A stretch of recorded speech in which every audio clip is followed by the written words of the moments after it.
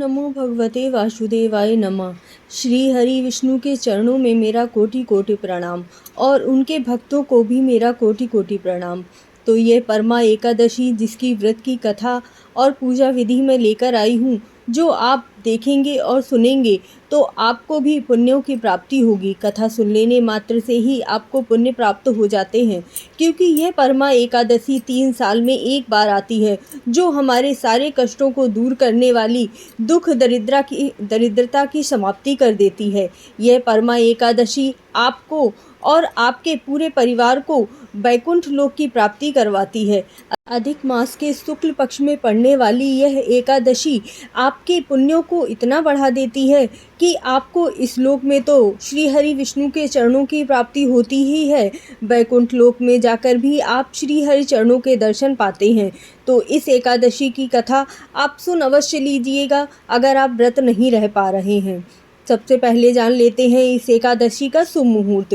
परमा एकादशी की तिथि की शुरुआत 11 अगस्त दिन शुक्रवार की प्रातः 8 बजे से हो रही है और अगले दिन 12 अगस्त दिन शनिवार प्रातः 7:46 पर यह तिथि रहने वाली है।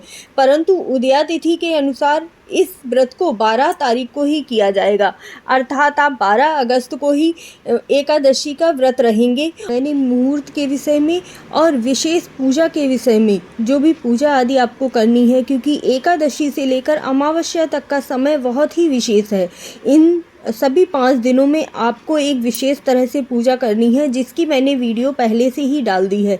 आप उस वीडियो को भी अवश्य देख लीजिएगा, जिससे कि आप ज़रूरी बातें जान सकें। इस वीडियो में मैं परमा एकादशी की जो कथा है उसका वर्णन कर रही हूँ, जो श्री कृष्ण भगवान ने पांडु पुत्रों को सुनाते हुए कहा है।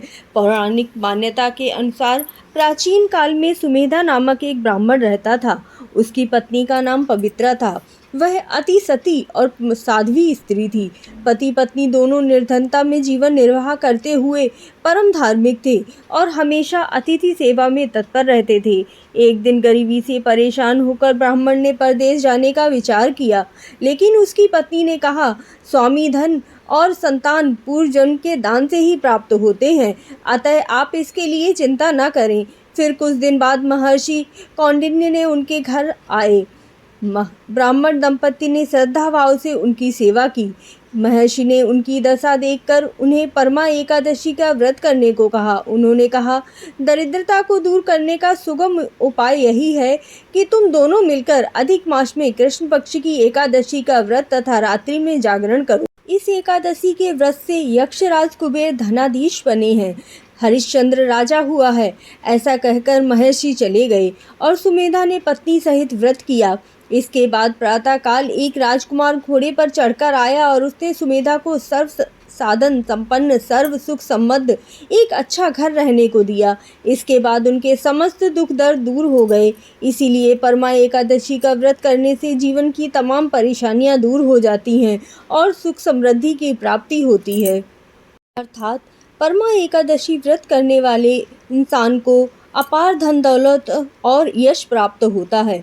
अतः लक्ष्मी नारायण की पूजा अवश्य करनी चाहिए, जिससे कि आपके जीवन में सुख समृद्धि बनी रहे।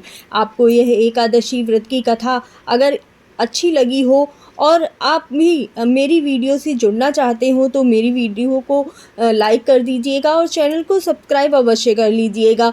मैं भी आपसे इसी तरह से जुड़ी रहना चाहती हूँ, क्योंकि जितना बड़ा मेरा परिवार होगा उतना ही मुझे वीडियो बनाने में भी आनंद आएगा।